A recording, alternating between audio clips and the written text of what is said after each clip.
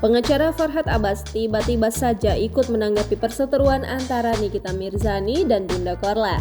Mengaku telah berkomunikasi dengan Nikita Mirzani, Farhad Abbas akhirnya melayangkan somasi kepada Bunda Korla.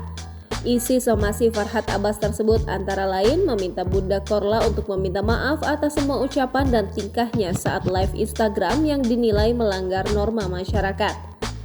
Mantan suami Nia Daniati dan Regina Andriani itu pun memberi waktu 4x24 jam kepada Bunda Korla untuk menanggapi somasinya tersebut.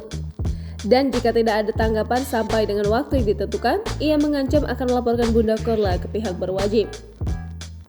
Mendengar somasi dari Farhad Abbas, Bunda Korla pun mengaku tak ingin ambil pusing.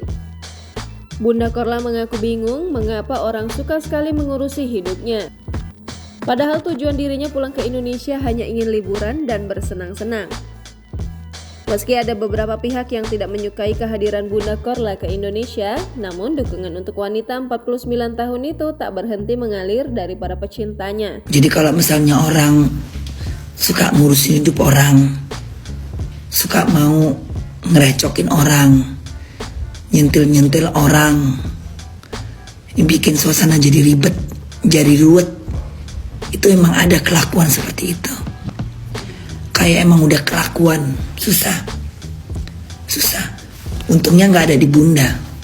Kisruhnya persoalan Bunda Korla dimulai dari ketidaksukaan Nikita Mirzani atas kedatangannya ke Indonesia yang membawa nama salah satu merek kosmetik. Nikita Mirzani lantas menuding Bunda Korla telah berubah karena harta, yang berlanjut saling serang di media sosial hingga Farhad Abbas pun ikut terpancing dan berujung somasi kepada perempuan yang dijuluki Ratu Jreng itu.